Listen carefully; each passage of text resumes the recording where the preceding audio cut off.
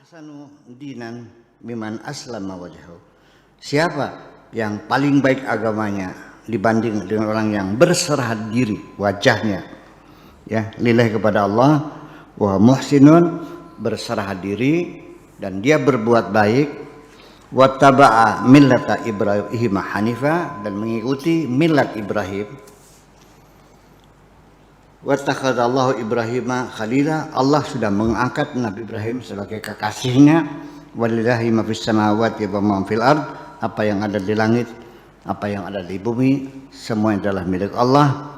Wa kana Allahu bikulli syai'in muhita, Allah sangat meliputi segala apapun di dunia ini. Nah, di sini yang perlu saya ingatkan,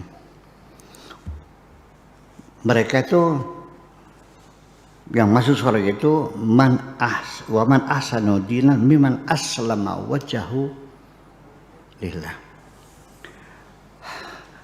Agama mana yang paling baik itu?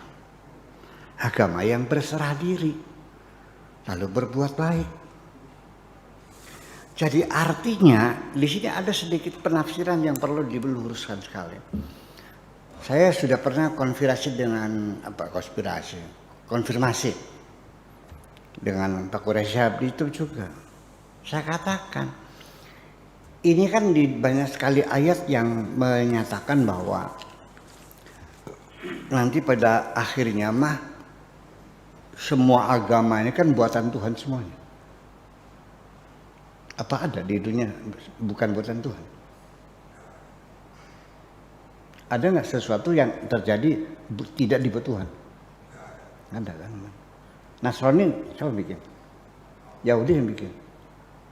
Hindu, Buddha, Sunda Wiwitan, Kejawen, Abangan, semuanya buatan Tuhan kok. Kenapa dibuat begitu? Ya sengaja biar rame. Namanya nggak boleh. Nah, lalu pada akhirnya nanti bagaimana? Yang selamat siapa? Allah mengatakan, innal ladzina amanu wal ladzina hadu was-sabiuna wan nasara wal majus wal ladzina asyraku. Orang yang beriman, Yahudi, Paseban, Nasrani, Majusi, orang-orang yang menyembah berhala. Mana yang selamat? Innallaha yafsilu bainahum yaumal qiyamah. Allah yang menentukan siapa yang selamat di antara mereka nanti di hari kiamat, bukan sekarang. Bukan kamu yang menentukan neraka. Memangnya kamu Tuhan? Oke? Allah sengaja bikin umat berbeda-beda. Wa ja'alakum syu'uban wa qabaila lita'arufu. Bikin berbagai macam suku, berbagai macam agama untuk bekerja sama, silakan. Inna akramakum indallahi atqakum. Yang paling mulia adalah yang paling bertakwa. Di sini di dalam kitab ilmu tafsir mengatakan bahwa syu'uban wa qabilah itu orang-orang yang beriman, orang-orang Islam.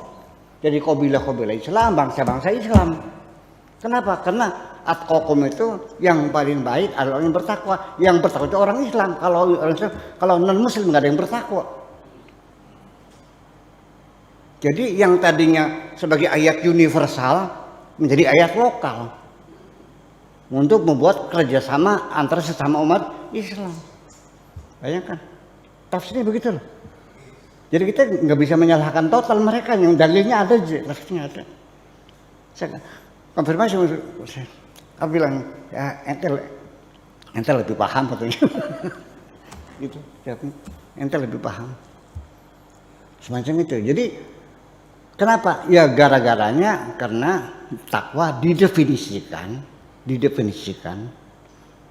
al-imtithal an awamirihi, melaksanakan segala perintah Tuhan, wal ijtinab an nawahi, dan meninggalkan segala larang Tuhan. Siapa yang melaksanakan perintah Allah? Orang Islam. Jadi tidak ada kerjasama antar bangsa, antar agama, itu nggak ada kerjasama antar umat Islam. Kan begitu jadinya. Nah inilah makanya harus diwaspadai. Tetapi nyatanya di Indonesia orang masih beranggapan kalau saya menyalahkan mufasir, anggapnya murtad. Saya tidak menyalahkan Qur'annya, menyalahkan mufasirnya. Mufasir masuk nggak? Imam Madzhab maksum nggak? Iya. Kita ahli sunnah wal jamaah mengatakan kita berbeda. Kalau di Syiah imam dimaksumkan, kalau di ahli sunnah tidak. Tapi prakteknya dimaksumkan juga kok. Betul nggak? Masa Imam Syafi'i salah? Masa Ibnu Katsir salah? Kan begitu persoalannya. Jadi itulah persoalannya. Jadi ini fi dilal Quran ini salah satu tafsir yang menjadi mimbar politiknya Said Qutb. Kita baca, tapi bacaan kita bacaan kritis. Kalau di pondok mah kalau baca kitab diyakini benarnya ya. Boleh dilawan nggak kitab kuning? Nggak boleh ya? Oke, makasih.